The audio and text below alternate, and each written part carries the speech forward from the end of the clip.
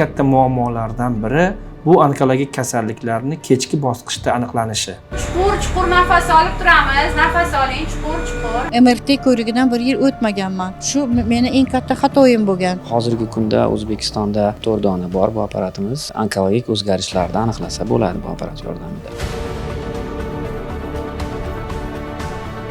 Bularni qurganlarga kuch-quvvat bersin.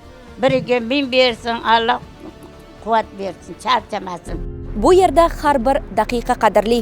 Bemorlarga ko'rsatilgan tezkor tibbiy yordam, o'z vaqtida qo'yilgan to'g'ri tashxis juda muhim. Biz onkologiya va radiologiya markazidamiz. Assalomu alaykum.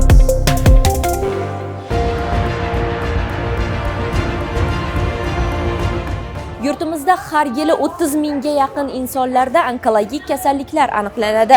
Shu sabab davlatimiz rahbarining ushbu markazga tashrifi davomida markazda zamonaviy texnologiyalarni yanada joriy etish, bemorlarga qulay tibbiy yordam ko'rsatish bo'yicha qator vazifalar belgilab berilgan edi. Biz hozir markaz faoliyati bilan yaqindan tanishamiz.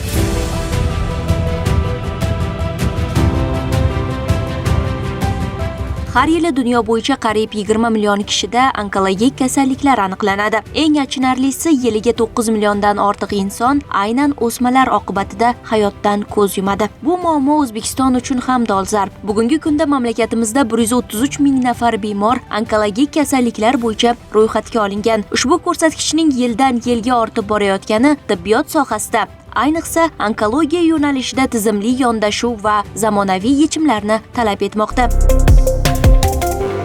Bu kasalliklarni dolzarbligini yana bir sababi butun dunyo bo'yicha davolash natijalari qoniqarli emas va eng katta muammolardan biri bu onkologik kasalliklarning kechki bosqichda aniqlanishi. Sababi birinchi va ikkinchi bosqichda onkologik kasalliklar odatda belgi bermaydi. Birinchi bosqichda kasallik faqat bir a'zoni ichida bo'lib, o'lchamlari 2 sm atrofida bo'ladi.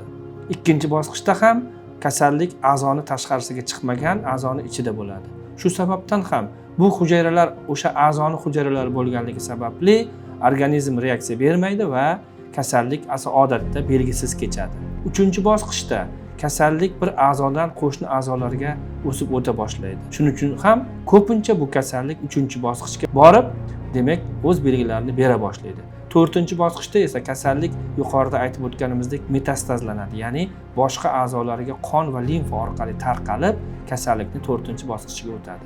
Bu bosqichda esa juda ko'p belgilar bilan namoyon bo'ladi. Mana shu 1 va 2-bosqichda kasallik ko'pincha maxsus belgilar bermaganligi, bezovta qilmaganligi sababli ham odatda bemorlar kasallik belgilari namoyon bo'la boshlagandan keyin shifokorga murojaat qilganligi sababli ham kasallik deyarli 50% ga yaqin holatlarda 3 va 4-bosqichlarda aniqlanadi. Shu sababli ham hozirgi vaqtda kasallikni erta bosqichlarda aniqlash uchun bemorlar faqatgina shikoyat qilganda emas, aksincha profilaktik ko'riklar va skrining tekshiruvlari orqali agarda tekshirishdan o'tib tursa, kasallik hali belgi bermagan 1 va 2-bosqichlarda aniqlanadi. Odatda 1-bosqichda na kimyoterapiya, na nur terapiya qo'llanilmaydi.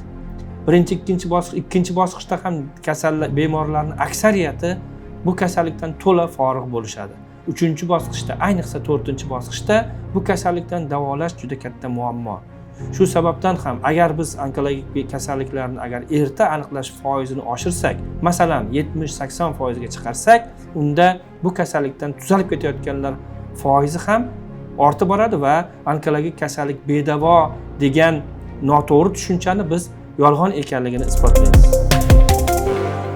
Kasallikni erta aniqlash, davolash samaradorligini oshirish hamda bemorlar uchun qulay va shaffof sharoitlar yaratish yo'lida onkologiya va radiologiya markazida zamonaviy texnologiyalar joriy etilib, xizmat sifati yangi bosqichga ko'tarilmoqda. Bugungacha qaysi davlatlar bilan shartnomalar imzolandi va bu yerdagi shifokorlar qaysi davlatlarga borib malaka oshirish reja qilinyapti yoki malaka o'tab kelgan?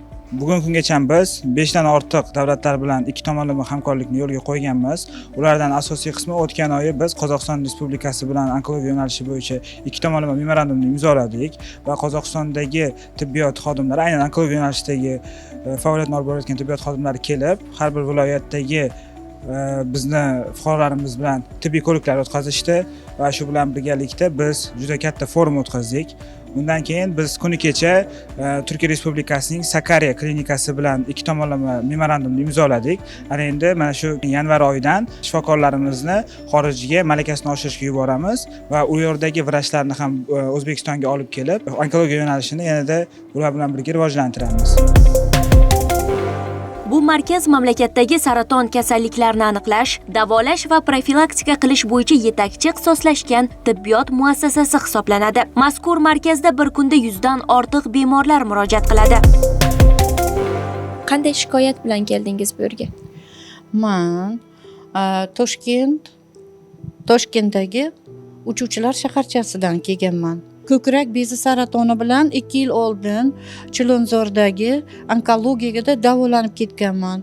Ximiya olganman. Nilufar Alimovna qo'l ostlarida juda ham yaxshi. Nargiza Po'latovna qo'l ostlarida operatsiya bo'lganman. Operatsiyalardan juda ham yaxshi chiqqanman. Sog' salomat. Lekin bir o'zimni har doim tekshirib turar edim. MRTga har bir yilda tushib turardim. Bir yil tushganimda yaxshi edi. Ikkinchi yil tushganimda, mana hozir tushganimda ozgina suyagimda o'zgarish bor ekan. Suyak limfa tugullarida, o'pkamni limfa tugullarida qattiqlashish paydo bo'lgan. Siz orada bir yil tushmagansiz, to'g'rimi? Ko'rikdan o'tmagansiz. Bir yil ko'rikdan o'tmaganman. O'sha MRT ko'rigidan bir yil o'tmaganman. Shu meni eng katta xatoyim bo'lgan. Keyin shu bilan mana hozir keldim. Vrachlar juda ham yaxshi qabul qilyapti meni. Prezidentimizga juda ham katta rahmat. Mana shunday sharoitlarni yaratib qo'yganlari uchun ming rozi biza. Shifoxona 650 o'rinli statsionar va 100 o'rinli ambulator blokidan iborat. Bu ko'p tarmoqli tibbiy majmuada bir kunda 500 ta bemor qabuliga mo'ljallangan poliklinika, 17 ta zamonaviy klinik bo'lim, 16 ta yuqori texnologiyali jarrohlik xonalari, reanimatsiya va intensiv terapiya bo'limlari, 9 ta bunkerga ega yadro tibbiyoti markazini o'z ichiga oladi. Xolajon, chuqur nafas olib turamiz. Nafas oling, chuqur. Aha, yaxshi. Endi bir qultum olamiz og'zimizga, bir qultum olasiz, yuting deganimda yutasiz. Demak, bizda markazimizda rengenologik apparatlarimiz hammasi juda ham yaxshi apparatlar. Bunisi rentgenoskopiya bo'lsa, yana 3 ta rentgenografiya apparatimiz bor. Bular hammasi ish faoliyatida. Bir kunda biz rentgenologik tekshiruv usullarini o'zini 500 tadan oshiq tekshiruvni bemalol o'tkaza olamiz deb ayta olaman. Undan tashqari 3 ta mammografiya apparatimiz bor. Mammografiya apparati ham eng zamonaviy. Har bittasida tomosintez va biopsiya olish pristavkalari ham bor. Bu ham respublikada sanoqli klinikalarda bor va eng yaxshisi bizga qo'yilgan.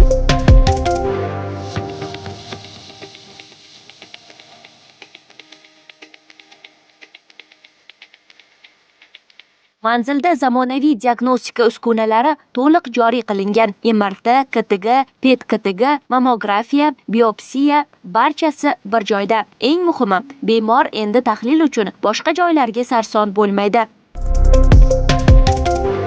Hozirgi xonamizda bilishim bo'yicha ko'krak bezi saratoni kasalligi tekshiriladi. Aynan bugungi kunda ayollar orasida bu kasallik nega ko'p avj olyapti? Endi bu har xil davlatlardagi olimlar har xil fikrlarni bildirishadi. Endi kimlardir buni noto'g'ri ovqatlanishdan deb aytsa, kimlardir buni gormonal statusni buzilishidan deb aytadi. Lekin balkim yana bitta nazariya bor, bu diagnostikani yaxshilanishi ham bo'lishi mumkin deb aytiladi. Chunki bizda hozirgi kungacha ayollarimiz o'zlariga bee'tibor. Chunki ko'kraklarida kichkinagina agar tugunchani sezsalar, og'rimasa shikoyat bilan hech qanaqa malakali mutaxassisga murojaat qilishmaydi. Shuning uchun ayollarga shu bilan birga murojaat qilgan bo'lardim. Ozgina ko'krak bezida ozgina bo'lsa ham o'zgarish sezadigan bo'lsa, albatta malakali mutaxassisga murojaat qilish kerak. Endi bu apparatimiz mammografiya apparati, respublikada yagona desak ham bo'ladi. Bizning markazimizga xuddi shu apparatdan 3 ta olib kelingan va uchalasida tomosintez, ya'ni xuddi kompyuter tomografiyaga o'xshab tasvirlarni kesib, demak beradi bizga. Sut bezini bir necha kesimda ko'rishimiz mumkin bo'ladi. Tomosintezi bor va undan tashqari biopsiya qilish imkoniyatiga ega. Ya'ni biopsiyani bilamiz, oldin ultratovush apparatida qilinardi. Bu apparatda esa o'sha o'sma jarayonini belgilab olib, biopsiya qilish imkoniyatiga ega bo'lgan apparatlardan bittasi. Bu apparatni imkoniyatlari kuniga 20 tadan 50 tagacha bemor tushirsak bo'ladi. Va shunaqa apparatdan 3 ta.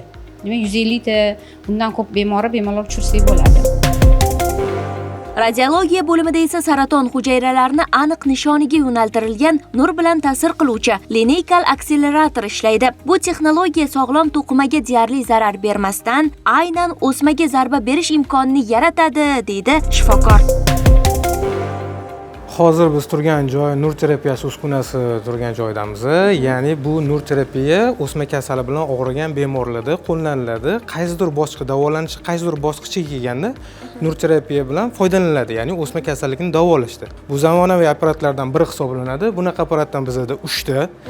Buni yana afzalligi nimadaki, davolash paytida texnik servis uchun apparat olinsa, ikkinchi apparatga o'tkazib olamiz. Ya'ni davolanishda uzilish bo'lmaydi. Shu bilan bizda 3 ta apparat hozir bemorlarga xizmat ko'rsatyapmiz. Bu apparat qachon olib kelingan? O'zi oldin bunaqa apparatlar bo'lganmi bizda? Oldin, ya'ni 5-6 yil oldin bu apparatlar bo'lmagan. 2019-yildan beri shu Elekta firmasi O'zbekistonda o'z uskunalarini olib kelindi va hozirda foydalanyapmiz, lekin ko'p bo'lmagan. Bemorlarni davolanishiga yana ham ishonchini orttiradi. Bu apparatimizni afzalligi nimada? Bu afzalliklari sog'lom to'qimani yana ham ko'proq himoya qilib, o'sma hujayralariga katta doza, ya'ni katta nurlanish bera olamiz va shu bilan o'sma kasalliklarni o'ldirishda yana ham yuqori natijaga erishamiz.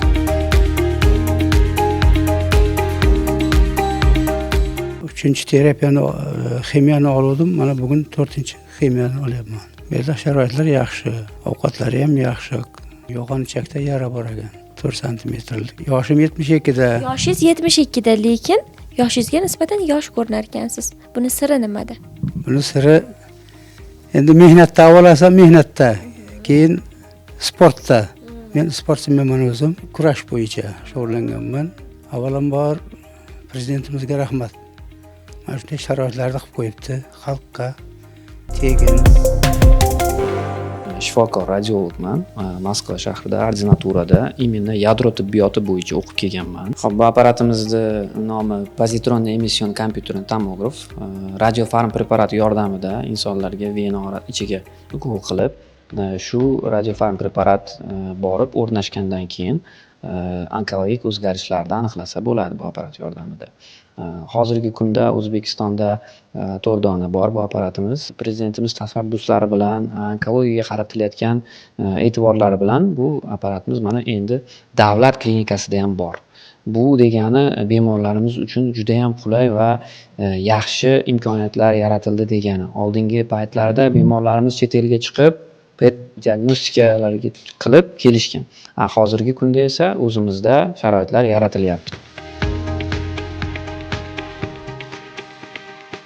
Kirishimiz bilan bizni duo qilib kutib olgan Mukarramxon aya 84 yoshni qarshi olganlar. Onaxon markazida bemorlarga ko'rsatilayotgan tibbiy yordamdan mamnunlar. 84 ga to'laman, yangi yildan keyingi Navruz bayrami kuni men 84 ga kiraman.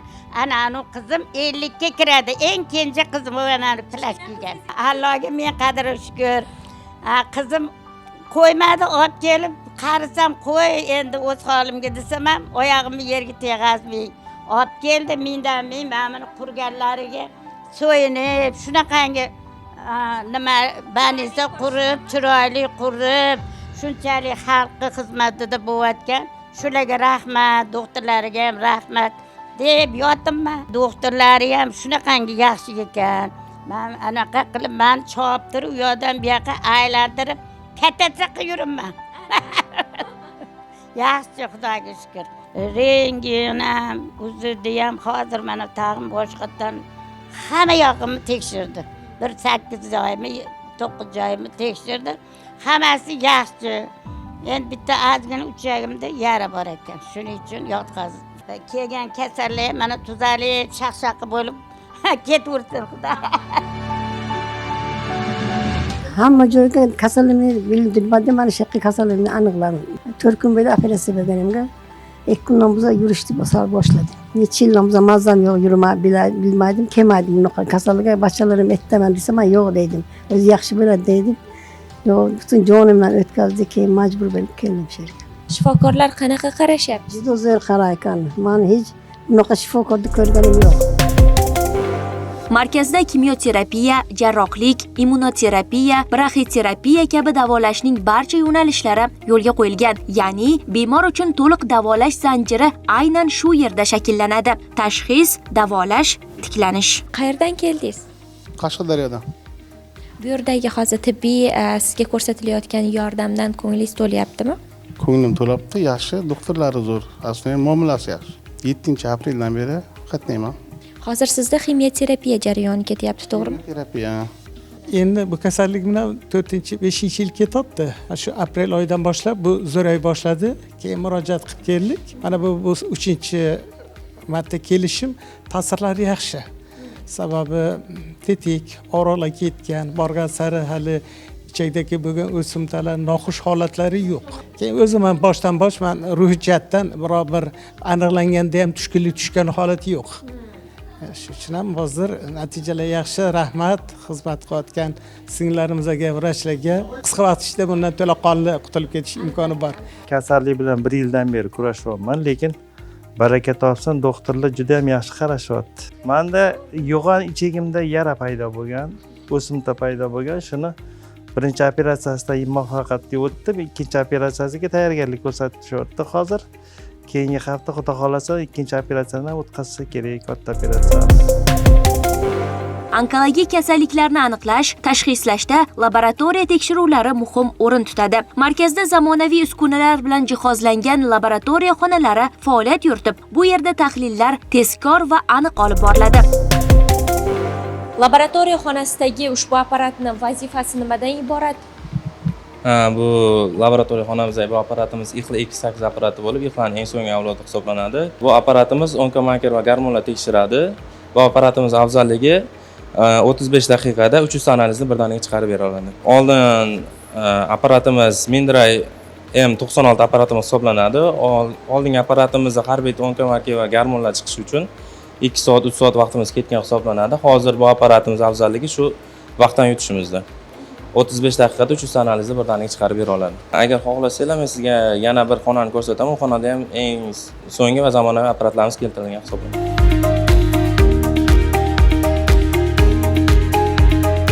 Bu apparatimiz onkologik kasalliklardagi mutatsiyalarni aniqlab beradi. Ya'ni o'ta mayda DNKlarni 10 martagacha nusxalab turib, mutatsiyasini qay darajada mutatsiya kelib chiqqan, nima orqali mutatsiya kelib chiqqanini aniqlab bera oladi. Keyin bu apparatimiz orqali ayollar bachadon bo'yin saratonidagi keltirib chiqaruvchi papillomani genotipini aniqlab bera oladi. Bu analizimizni analiz chiqarib javobi chiqishi uchun kerak bo'ladigan vaqti 1 soat hisoblanadi. Shifokorlarning tavsiyasiga ko'ra saratonning ko'plab turlari erta bosqichda aniqlansa, muvaffaqiyatli davolanadi. Shuning uchun yiliga kamida 1 marta umumiy tekshiruvdan o'tish tavsiya etiladi. Bugun siz bilan onkologiya va radiologiya markazida amalga oshirilayotgan o'zgarishlar hamda shifokorlarning bemorlarga ko'rsatayotgan fidokorona tibbiy xizmat haqida gaplashdik. Eng asosiysi, sog'ligingizni asrang, o'zingizga bee'tibor bo'lmang. Vaqtida shifokor qabuliga borib turing. Bu salomatlik markazi ko'rsatuvi edi.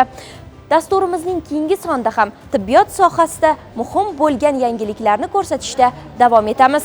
Xayr, salomat bo'ling.